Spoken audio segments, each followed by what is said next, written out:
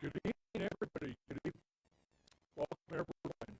Thank you for being here tonight at the Andrew Bright Park Research Center at Heartland Institute.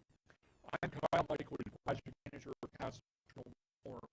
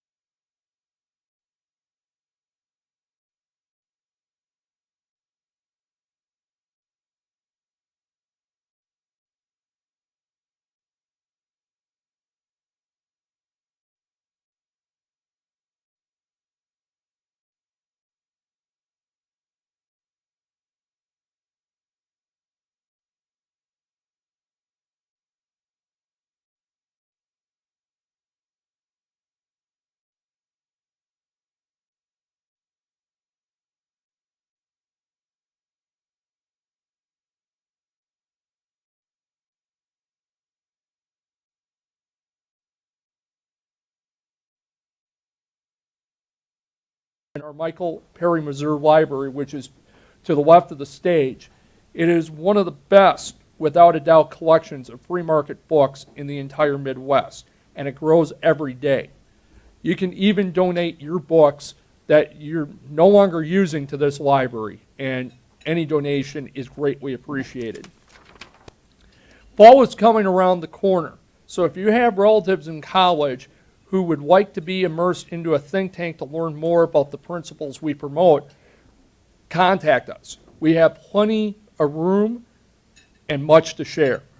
If these things are important to you, we would love to have your support so we can keep informing the public and elected officials about the benefits of free markets and the importance of protecting our liberty and our free choices in all areas of public policy and life. Now we're here tonight to talk about how fiscal rules can fix our national government. Our speaker, Dr. Barry Poulson, brings his knowledge and expertise tonight to Heartland. Poulson earned his PhD and Master's of Arts degrees from The Ohio State University, along with his bachelor's degree from Ohio Wesleyan University. He is Professor Emeritus of Economics at the University of Colorado at Boulder, the state's main flagship campus, specializing in developmental economics and economic history. Dr. Poulson is past president of the North American Economics and Finance Association. He is currently an adjunct scholar of the Heritage Foundation and senior fellow at the Independence Institute based in Denver. He also serves on the Colorado Commission on Taxation. He is best known as the architect of the successful Taxpayers' Bill of Rights in Colorado and has testified in numerous legislative bodies across the nation in support of similar fiscal limits like the Taxpayers' Bill of Rights. Without any further delay, ladies and gentlemen, it is my pleasure to welcome to the Heartland Institute, Dr. Barry Poulson.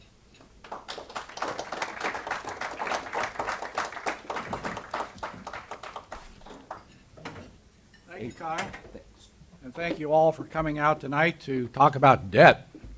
Let me begin by plugging my book. I published with a colleague a book with Lexington Press. The title of the book is Can the Debt Growth Be Stopped? And we have flyers at the back and a few copies for sale. I only brought a few copies, but so if you're interested in a more in-depth analysis than what we're talking about tonight, please feel free to buy the book. And also, Heartland is publishing a policy paper based on our research. I think an early draft of this is on your table there, and I think the final policy paper will be coming out sometime this fall. So, Let's see if I can get this. Can the debt growth be stopped? I guess the first question is, should we stop the debt? Now, the pundits are telling us debt doesn't matter. Did any of you read the Wall Street Journal today, the comment in there that it doesn't matter which president is elected, the debt's going to just continue to grow ad infinitum. People aren't interested in the debt. Certainly our candidates aren't interested. They haven't talked at all about the debt. Well, what I'm going to try to convince you is that we face a debt crisis. Excuse me. And I'm going to get some water.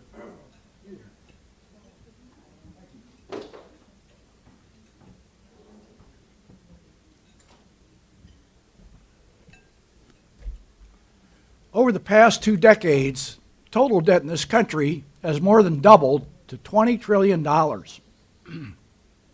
As a share of our gross domestic product, debt has increased to more than 100% of GDP.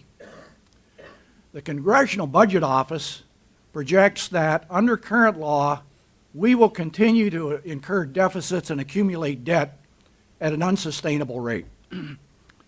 And in fact, what the CBO projects, seem to have a frog in my throat, excuse me.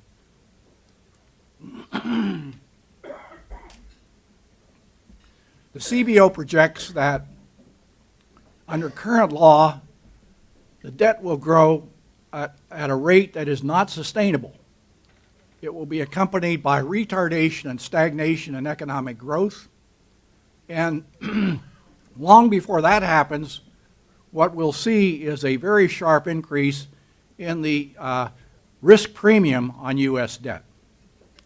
So I don't think that there's anybody that thinks that this debt is sustainable, that this growth of debt is sustainable.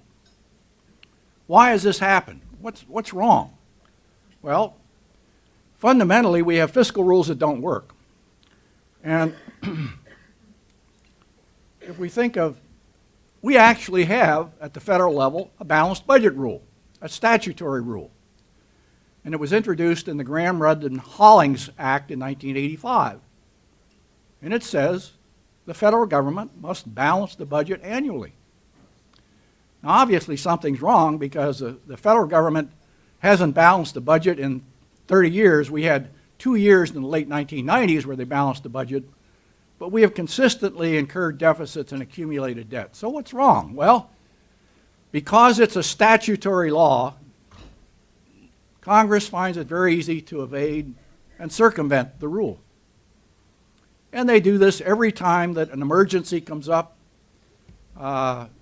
An emergency might be a natural disaster, it might be a military conflict, it might be a recession, a financial crisis, and every time an emergency comes up, the government spends more than the revenue available.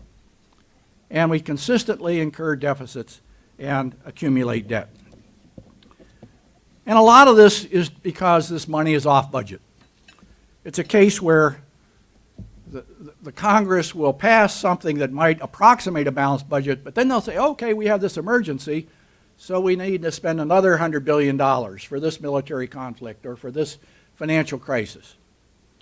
And then, of course, the sharpest increase in debt occurred under the Obama administration during the financial crisis. And the argument there is, well, we need a stimulus. We need to incur deficits of 10% of GDP in order to address this financial crisis. So obviously, our fiscal rules don't work.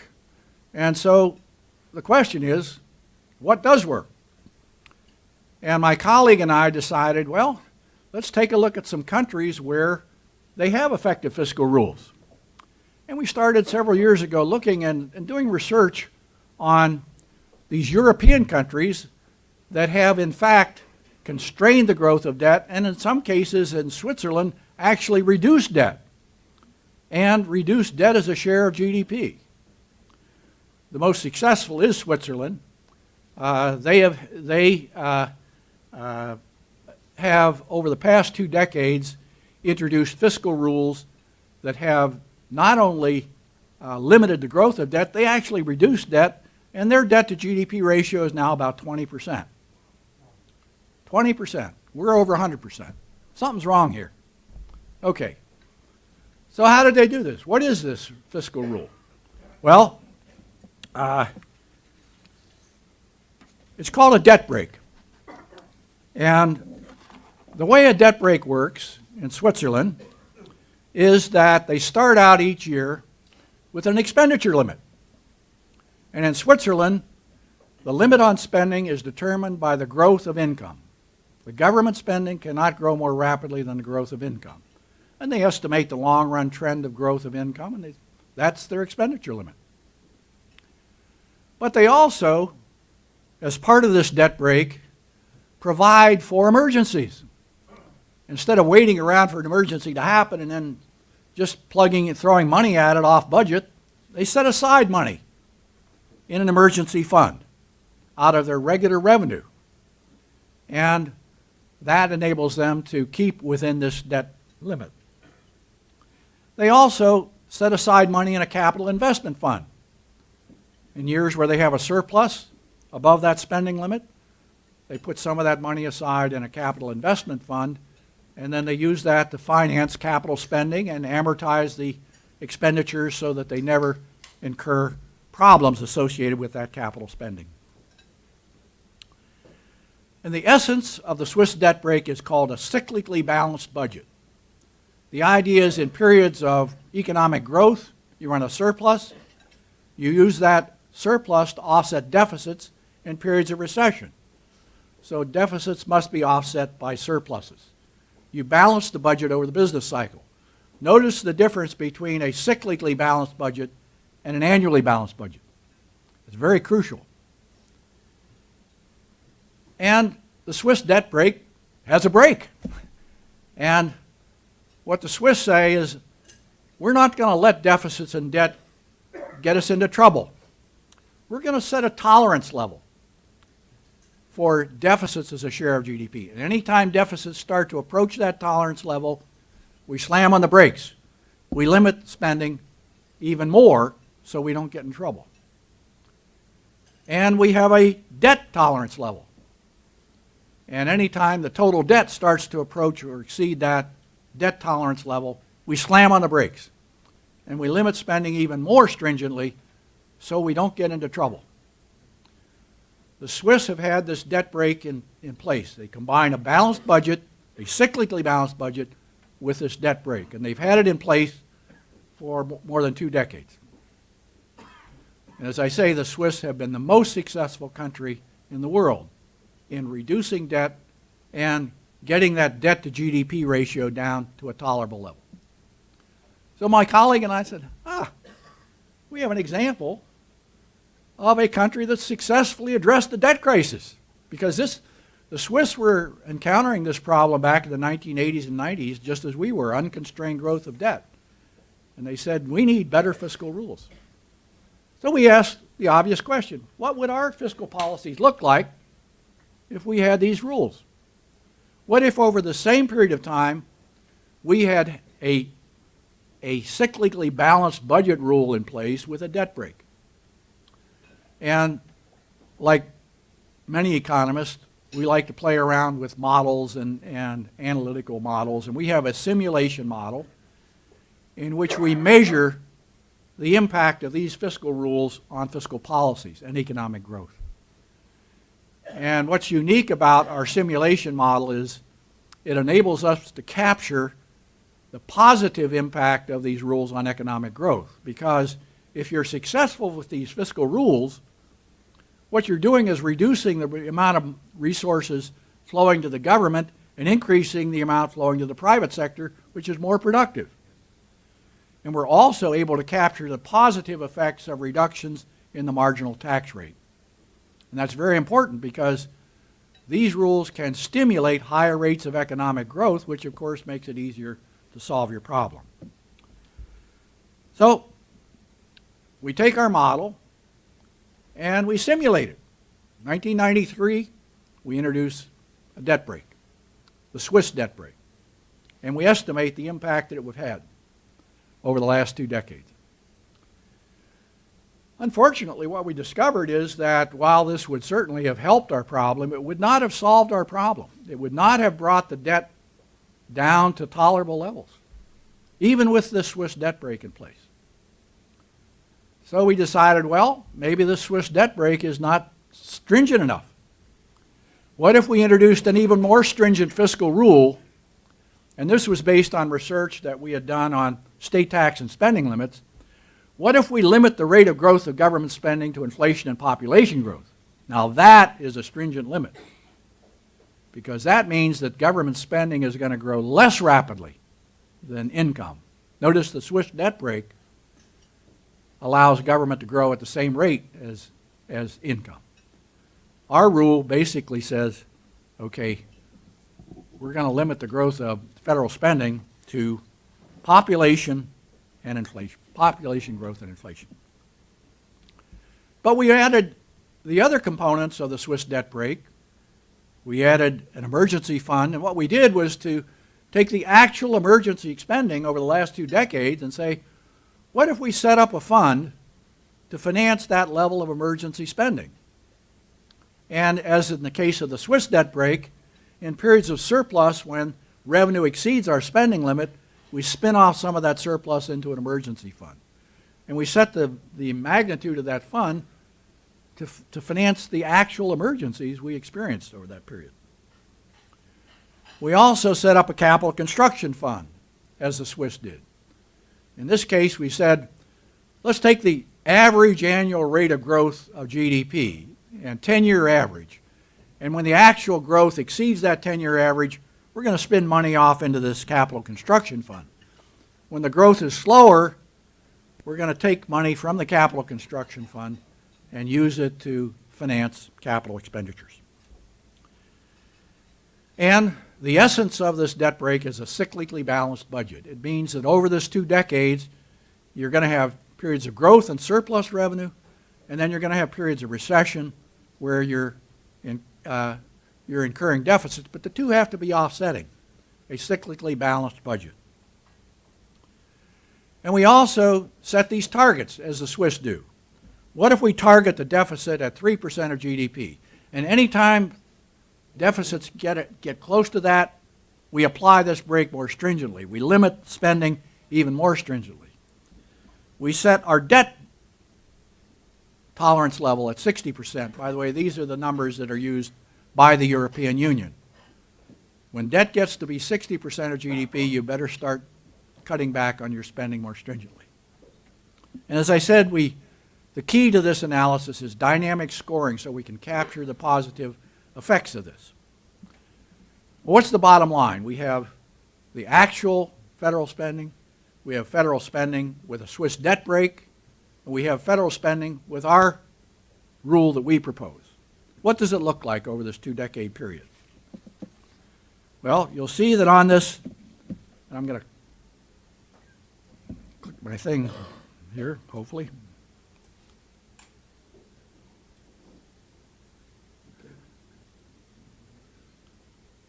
Whoop, went too far.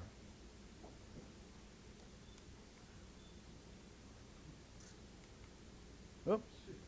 I'm not picking up the graph. Pardon?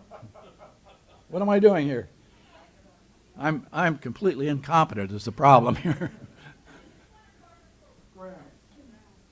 Want to hit it forward? Okay. There we go. Whoa, stop. Thank you. Thank you for young people who are technically competent. Okay, let's take a look at this, because I think it's quite interesting. Don't walk away. Well, but I have to point at something. Hang on a second. I'm going to shout. Hang on. Can you hear me? Yeah. All right, here. The blue line is actual spending. What happened to actual spending? Notice we start out here. This is measuring debt to GDP on here, and these are our years. We start out in 1994. Notice our actual spending is in excess of 60% of GDP, okay? And notice the 1990s is a pretty good period. That's a period of rapid growth, right? And we actually did reduce debt as a share of GDP in the 1990s. Recall that in the late 1990s, we even balanced the budget. But notice what happens beginning in 2000. The actual debt to GDP ratio starts to increase above this tolerance level of 60%. And then under the Obama years, we get this massive acceleration of debt to more than 100% of GDP. Okay, so this is a failed state. This is a state that cannot control its debt. So, what happens if we have a Swiss debt break? Thank you. Does that help? Okay. What happens with the Swiss debt break? Okay, we start out. The gray line here is our Swiss debt break. Notice we start out here and we're above 60% of GDP, and it stays above 60% of GDP throughout this whole period. And we certainly eliminate most of this massive increase in debt that occurred during the Obama administration, but this is not acceptable because we said, you know, look, we need to get that debt below 60% of GDP to have a viable fiscal system of fiscal stability. So the Swiss debt break doesn't get the job done. And the reason is, as I said earlier, the Swiss debt break limits spending to income, the growth of income. Well, income is too volatile. It allows too rapid a growth of federal spending in periods of economic expansion. So notice what happens if we try our fiscal rule in which the spending limit is limited to population growth and inflation. Notice that the orange line here is the fiscal rule we propose. And notice we start out above 60%, but we start reducing this debt to GDP ratio. Within a decade, we've balanced the budget, but we further reduce this debt to GDP ratio down well below the 60% tolerance level. We have a short one-year increase in the debt ratio at the depths of the recession, but we continue to decrease it and stabilize it below 60%. In other words, our fiscal rule will solve the debt crisis because it brings this debt to GDP ratio below the tolerance level. There's something else about these rules that's important from our perspective. We want to be sure not to have pro-cyclical spending policies. We don't want the federal spending to exacerbate the business cycle. And notice something that's wrong with our Swiss debt break, especially out in this range. We have the spending is growing pretty rapidly in a period of economic expansion, and that's associated with an increase of debt to GDP in a period of expansion. And then here we are in a period of recession, and the debt to GDP ratio is falling. That's a pro-cyclical impact. We don't want that. Notice that the fiscal rule we've designed is counter-cyclical because we come out here and notice, especially in these recent years, when this is a period of economic expansion, we are stringently limiting spending and the debt, and then when we get into the recession here, we allow some increase and we stabilize it here below 60%. So our fiscal rule is better not only because it constrains the debt, but also it stabilizes spending and stabilizes debt over the business cycle, and it has a positive impact on the economy. There's a third reason why we are pushing our fiscal rule. Both the Swiss debt break and the rule we propose will stimulate higher economic growth. The rule we propose, by the time you get out here in 2013, GDP is about 5% higher than actual GDP.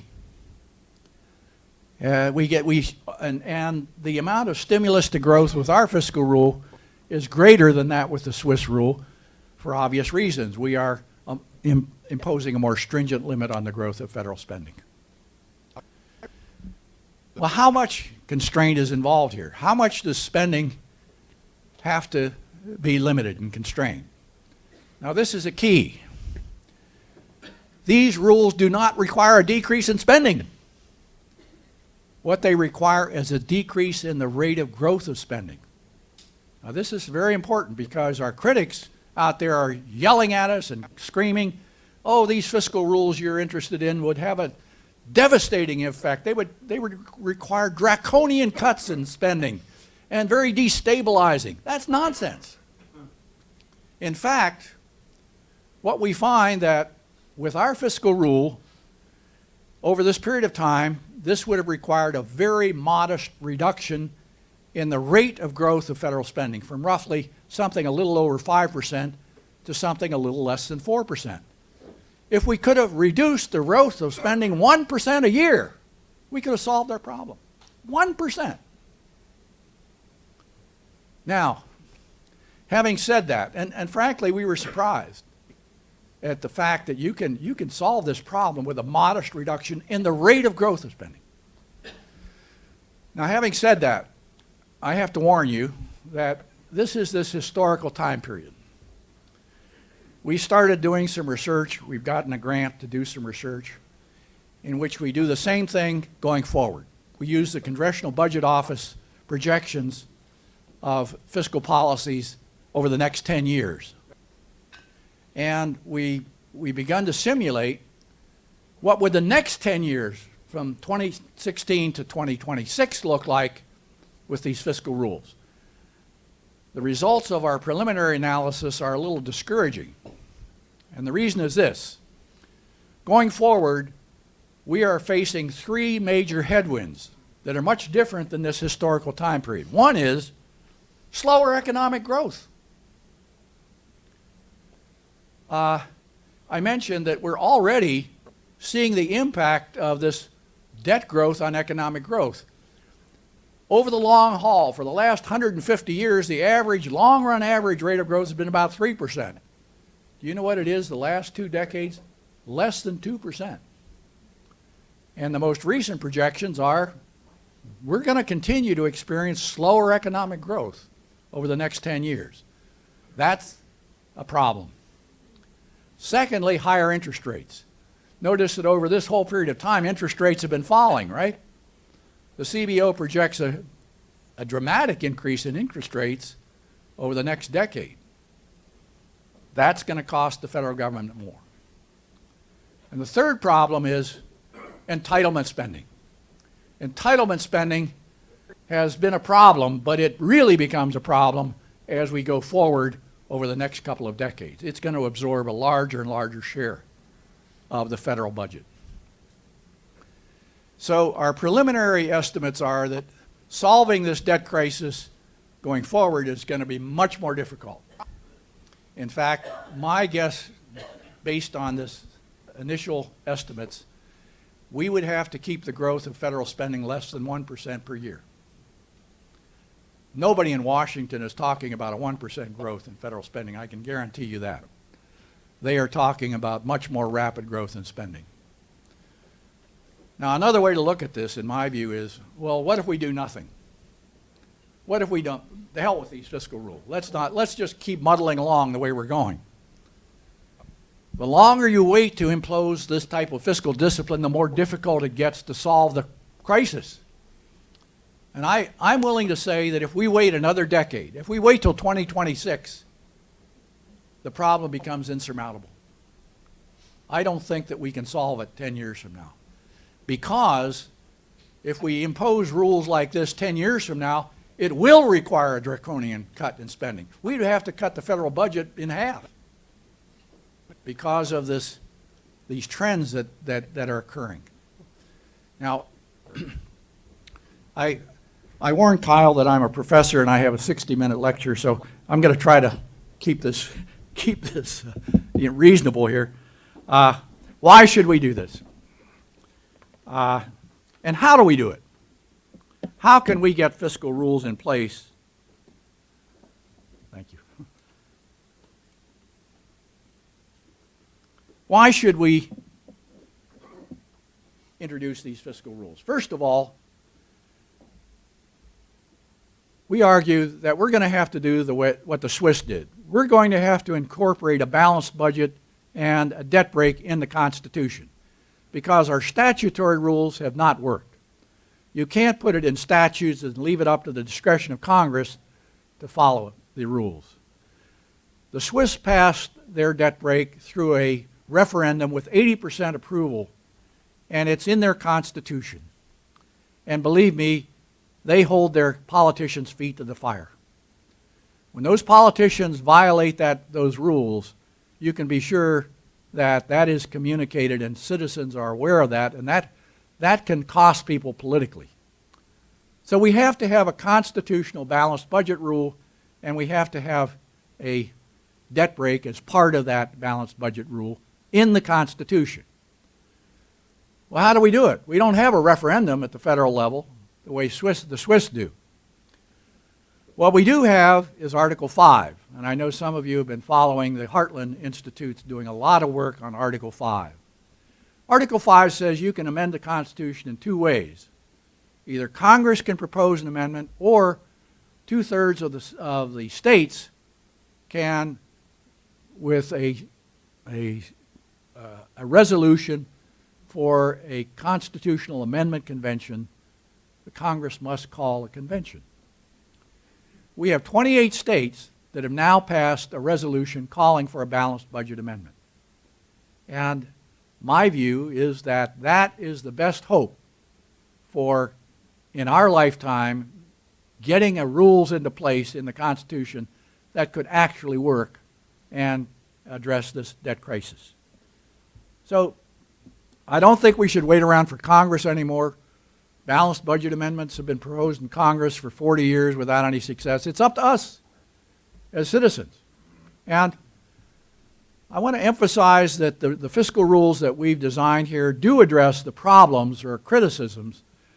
These rules would not require draconian cuts in spending. They would not be destabilizing. In fact, they would stabilize spending over the business cycle. And they would still allow the federal government to address problems of emergencies, military spending, fiscal crises, and so forth. So we've addressed the major problems.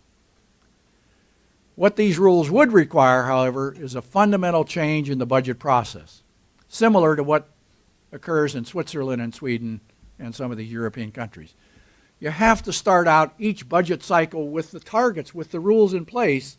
The target, this is the limit on spending, this is, we can't let deficits exceed this level, we can't let debt exceed this level, and this must be translated into a budget, a top-down budget for every single federal agency, which doesn't occur now. Now, I think an Article 5 convention, amendment convention, to incorporate a balanced budget amendment in the Constitution would be a very positive and powerful thing for citizens, because what we observe in Switzerland is when you empower citizens to make these decisions and you ask citizens, should the government limit debt and should the government impose these kinds of rules? As I said, you get 80% approval rate when the citizens have the choice. And at that point, citizens become lawmakers. And they have an incentive to become real participants in this process. The problem now is we have no control. It's out of control. We've left it to the discretion of politicians, and that's been a disaster. And I say that because these rules are very similar to the TABOR Amendment in Colorado, which has been in place for 2 decades. And Colorado citizens support tax and spending limits at about the same rate that they are approved in Switzerland. When you get the citizens, and they are concerned about debt, and they do want to have a say. In Colorado, it's up to citizens have to approve any increase in taxes, any increase in debt, and any attempt to circumvent the TABOR has to have citizens' approval. So we know it works at the state level, we know it works in these other countries, and we think that it can work at the federal level. We also think it can work in a state like Illinois, which is a basket case. Your state is the worst state in the country. And I'm not going to, if you have questions about that, I'm happy to elaborate. But you need to really get after it here and begin to think about some some fiscal rules in Illinois that'll work, because yours don't work at all. Okay, let me stop and see if I think I may have run over time. I apologize. But see if there are questions that I could discuss. Can you introduce when you guys ask a question, can you introduce yourselves before you ask the question? So my name is Tom Hart. Does Switzerland have a Social Security similar, entitlement that we have in the United States? Yes, With their they have. family? In fact, it's more generous than that in the United States. And what the Swiss decided is that they would apply this to all spending, including their entitlement spending. But what they did at the time that they introduced the debt brake, they set up a commission to look at fundamental reforms of their Social Security and their health care system, because you have to get control of all spending, including that type of spending, if you're going to be successful. So again, there's a precedent for this. Our approach is to especially focus on the discretionary spending side. I think if we could get discretionary spending under control, then we could make a stronger case for controlling entitlements and mandatory spending. I was wondering if they considered anything like privatizing it, like Chile or New Zealand. Yeah, and in fact, Kyle asked me to mention, if you're interested in the specific types of reforms that I think might be consistent with this, he originally had a Ryan roadmap. I think what he came out with this is a different title. Joe, what was it? What's Ryan's, or Kyle, do you remember? He has a different. It's called the Pathway to Prosperity. Pathway to Prosperity. He just came out with that this week, and I encourage you to look at that, because he and his staff and others working with him have really spent a lot of time on the questions that you raised. What specific reforms of Medicare, what specific reforms of Social Security will enable us to make these systems viable? Because they are not now. I don't think that we will meet those obligations under current law. So that would be my suggestion, is to look at the, whatever he calls it. And I think in fact, they had something in the Wall Street Journal about it today. And I'm sure if you go to his website, you can find that. My name is Art Ellingson. I run the Tea Party here in Arlington Heights. And I've noticed that there's three things that can be done to quickly balance the budget. The first is to get Obama's vacations out of the way. That's the 1/3 of the budget buster right there. Quit loaning money to people like Solyndra or anything else having to do with global warming. And remember that in 2004, 5, 6, and 7, the middle 4 years of Bush, when Republicans controlled the House, the Senate, and the White House, the deficits were going down about $150 billion a year. Just before Nancy Pelosi took the oath of office as Speaker of the House in 2007, the total deficit was about $5.5 trillion, and that year it was $161 billion. So we don't need to do much other than get the Democrats out of power, and everything else will kind of take place automatically. Well, I have to qualify what you said. However, we've had 40 years of deficits, Republicans, Democrats. We had a couple of years of balanced budgets in the late 90s, and you're right. I think the Republicans can take some credit for that, although I think most of it was due to rapid economic growth. Republicans take credit for that, yes. Well, I must be honest with you. I'm not as cynical as Joe, but I am cynical. I have listened to politicians promise to balance the budget and stabilize our federal spending, and I don't trust politicians. I don't. I don't trust politicians. And my experience, I've done a lot of work with grassroots organizations like yours. When you get down to the people, and you present the people with these kinds of questions, that's where the real support for this is, because people get it. People know that the federal government spending is completely out of control. And more importantly, if you give them some power, if you empower citizens as lawmakers, as we do in Colorado, I can tell you that citizens in Colorado will never give up the TABOR Amendment. Citizens in Colorado have been voting on taxes and debt for 2 decades now, and when you go out to the grassroots, as we did in our tax commission, they know exactly what's going on, and they are not about to allow their politicians to have this kind of discretion.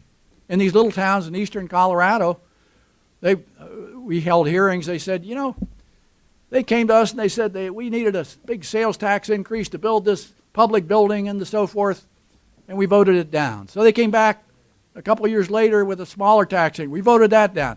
Finally, they came back with a bare bones tax, 1% sales tax increase, and we voted that. They love that control of taxes and debt. Citizens get it. Citizens at the local level get it. Don't let the pundits and all this crap that's going on in the federal election influence you. People are, down deep, I think people want a fiscally responsible government. And if we can get to the grassroots, we'll win this. My name's Anthony Ciani. I live here in Palatine. For decades, we've been spending like drunken sailors to create a debt crisis with which we could justify raising taxes, to soak it to the rich and the middle class and the poor and pretty much everyone. And, how does your spending cap allow for us to have our massive tax increases? Well, it doesn't. That's the answer to that. And there's a huge volume of research now on how does a country successfully address the debt crisis and the debt problem. And basically what that research shows is the countries that are successful in the long run constrain spending. They are most likely to have a successful fiscal stabilization, fiscal consolidation. Countries that choose to raise taxes in the long run are less successful and often fail to get any control over their debt. So, and I think that's experience at the national level. I think it's also experience at the state level. Illinois has chosen to be profligate, right? Basically, your approach to fiscal policy in the legislature is, well, let's just spend whatever it takes, and let's fund whatever that pension system is. Let's spend whatever it takes, and even though we have a balanced budget, we're going to incur $200 billion in unfunded liabilities in our debt, and we're going to incur debt each year, and you're facing bankruptcy. I mean, there's no other word to describe it. How can you say that that's a successful solution to have a high taxes, high debt burdens as a solution to your fiscal crisis? I think in Colorado, we've been successful because we have constrained spending. Once we had TABOR in place, we lowered the income tax, we lowered the sales tax, we lowered the business personal property tax. We created the best business tax climate in this country and one of the highest rates of growth in the country. So the evidence out there is overwhelming, how you solve this problem. Yes? Excuse me. My name is Michael Howard. You've touched on a number of times about the late 90s and how this is before the tech boom bubble burst. I mean, it was a dynamic time for those that are here that are young. It was a dynamic time. But it got so dynamic and so much economic growth that we were bordering on, if we did not already have a surplus in the country. And Alan Greenspan at the time, I remember some reason said it in the Wall Street Journal or somewhere else, that he sounded like alarmed that we were going to actually have a surplus that we wouldn't know how to deal with. We hadn't dealt with it. And I was just wondering if you could if you recall that, if you could comment on that, because that always has interested me. Why should we have to always be in a deficit spending mode? Well, first of all, I think the fact that we were able to balance the budget in the late 90s was due primarily to rapid economic growth. And I also think that in the 90s we did pursue much more prudent fiscal and monetary policies. I think that the Graham-Rudman and the various iterations of that did result in some constraints on spending. Recall that that's a period of pretty much, we followed what economists refer to as the Taylor rule for monetary policy. We didn't allow money to expand and allow the Fed to pursue irresponsible monetary policy. So I think part of it was due to good policy, fiscal and monetary policy, but most of it due to the fact that we had good economic growth. I would say since 2000, we have abandoned responsible fiscal policy, we've abandoned responsible monetary policy, and I think the last 2 decades are dominated by a failed state, failed policy. And that's why we're growing slower, at a slower rate. In the 90s, we were growing actually more than 3% per year. For 2 decades, our growth has been less than 2% per year. Primarily flaws, failures of federal policy, in my view. I'm Jim Johnston. I'm a board member of Heartland, and I'm thinking about what happens with a default. And it seems to me that the major effect will be to stick the lenders with a loss in what they expected to get back. And the lenders continue to lend money to the federal government at very low interest rates. And I think we're probably running out of dumb Chinese, especially when we try to pick a fight with them in the South China Sea. So it would seem to me that if you have a default, that might be part of the solution too. You kind of chastise the people that were getting a free ride. I agree with you 100%. I think that at this point, it's fair to say that people are buying U.S. debt because they don't anticipate default. And that one of the reasons that they can issue debt at these low interest rates is that people, there's sort of a perception of no default. I think one of the participants, I think she left, was saying, well, we would never default because people always will want to hold the dollar. That's not true. I think that what we have seen is an increase in the risk premium on U.S. debt, and I don't think the U.S. is any different than Puerto Rico or Brazil or Venezuela. I didn't continue that debt to GDP ratio, but if you look at the CBO projections and look at you continue that upward trend where the debt to GDP gets even more above 100%, at some point people stop and say, no, wait a minute. Maybe default is a potential here. And once that happens, once people begin to perceive there is a potential for default, then all bets are off. I mean, you're not going to have interest rates anything like we have, and I think that the value of the dollar could go anyway. So I'm very pessimistic. I think we're agreeing that this is a pessimistic scenario, but I think it's a very realistic one. I have a question. Sure. Gold or silver?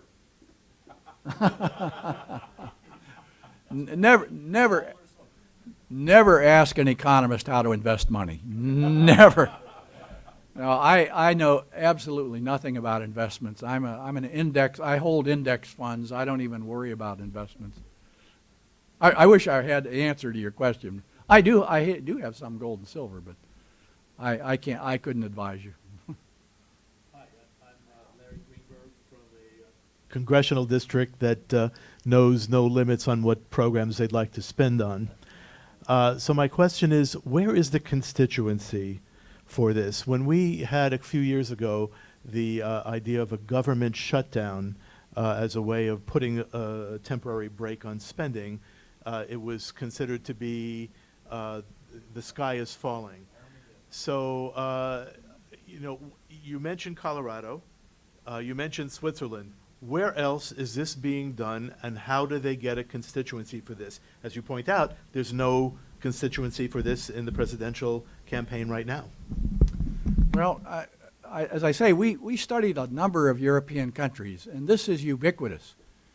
All the European countries now follow rules that are similar to this debt break, where once their deficits get to be 3% of GDP, once their debt gets to be above 60%, under European rules, they are required to modify their fiscal policies.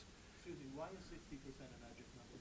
Well, it is somewhat arbitrary, but I think it's a case where, especially, well, depending on the country, each country is somewhat unique. But once you let your debt get in excess of 60% of GDP, then it becomes more and more difficult to service the debt. For one thing, your interest becomes a bigger chunk of your spending. And interest is absorbing a larger and larger share, and that's what the CBO projects for the U.S., by the way. Look at the share of interest that's going to be spent, interest as a share of the budget 10 years, 20 years, 30 years from now. Basically, you're offsetting, you're eliminating almost every spending except interest on the public debt. I mean, it just gets, it gets unsustainable. So I'm not sure what you mean by a constituency, but the fact is that these countries have enacted these rules, and some through referendum, some through statute, but mainly the constitutional rules have been most effective. Hello, hi. Hi. I'm Eleanor Howard, and it scares me to death when you say something like, you know, we're really on the downward path. And I know that everybody realizes that, has realized it for many, many years. And the way the large concerns handle it is they just escape. You know, for most of us, that's not a possibility. And there seems to be a control system here that combines the unions with the welfare system and those in power from doing anything about making these changes. And I think that, and Governor Rauner he's trying, and he's being put in a terrible situation. He may not make it again. Walker had all kinds of problems as well in Wisconsin. So I don't see anything before we go to complete bankruptcy. My son-in-law works for the state, and he says he hopes it goes bankrupt because then they will have to do something. Is that the only solution? I like to think not, because our whole approach here is we can start to do some things now. And I think it is up to citizens. I don't think we can sit around and wait for Congress or politicians. I support Ryan's roadmap, his proposals.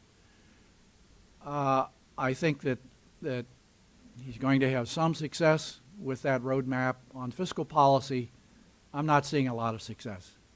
Now, one of the things that the Heartland Institute has done, which I think is very important, and I support wholeheartedly, and that is to say, all right, what if as citizens we decide to do something, for example, through this Article 5 process?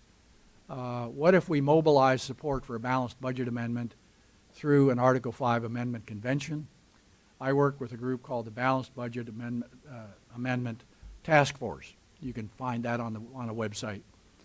And we work with legislators in all of the states to try to get these resolutions passed calling for a balanced budget amendment. So I think there's some momentum here, actually. And Kyle can tell you more about some of the other organizations that he's been working with that are also working on Article 5 efforts. There are at least 3 or 4. And so there is a momentum here.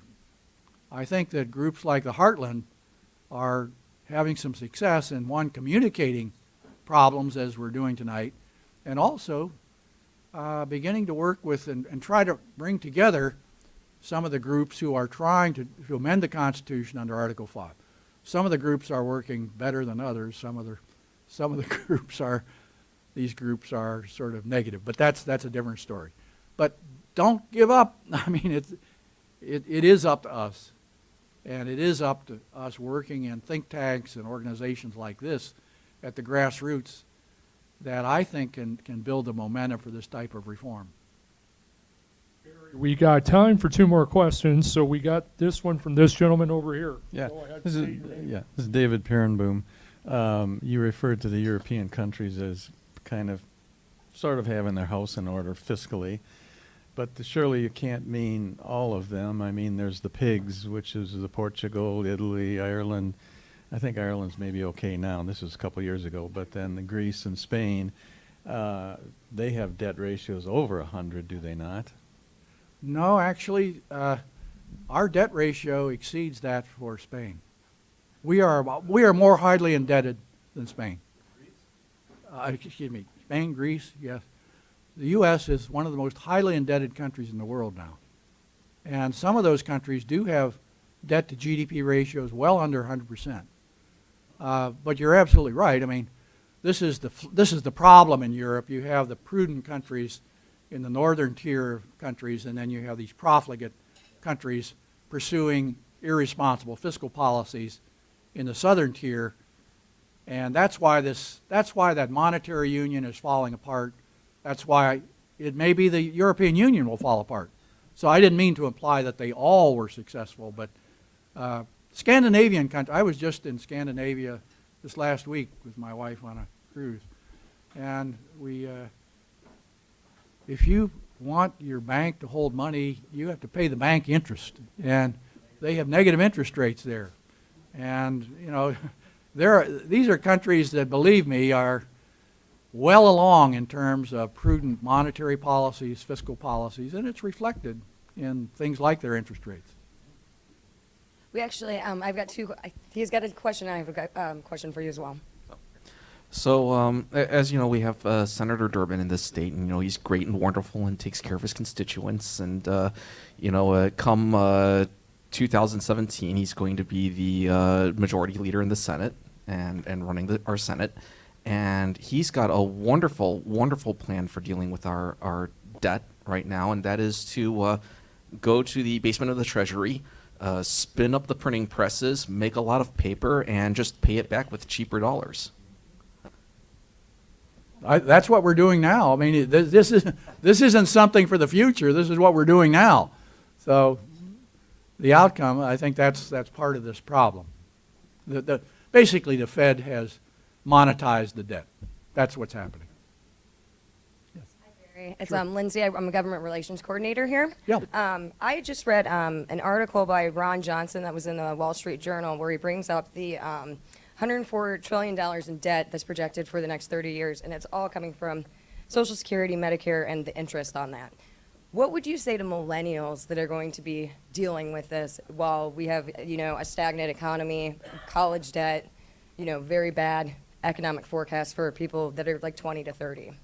Well, I think millennials should be the group most concerned about this, because what we're observing is a massive transfer of wealth to the current generation of retirees. And there's no question but what these rules are enhancing the wealth of retirees at the expense of your generation. And I think your generation has clearly anticipated the result of this, and that is that what happens when you enter retirement? Will those programs be there? And the answer is no. Certainly they can't survive under current rules. So if any group has a stake in this reform of Medicare, Medicaid, Social Security, reforming fiscal policies in general, it's your generation, because this transfer of wealth from the young to the old just can't continue. To get more involved. Well, I would hope that any young person listening to this tonight would say, hey, wait a minute. Well, Bernie's motivated for the wrong reason, though. I think they should be motivated by the reality of what's going on, and that is fiscal policies that are failing, and failing most the younger generation. Because, you know, all these candidates say, well, we'll just muddle through. We don't need to do anything with Social Security. We don't need to do anything with Medicare. So what, the debt? We're not going to worry about the debt. if I were a young person, my children, believe me, are concerned about this. That's not a very good outcome. Okay, I guess I've more than covered my time Tonight, here. guys, fill out your forms for donations or volunteering or just information from us. He's going to be selling books, so enjoy your night. Thanks for coming. One more thing is, everybody, before you leave, is do not forget about the Heartland Institute benefit dinner, which is scheduled for Thursday, September 15th at the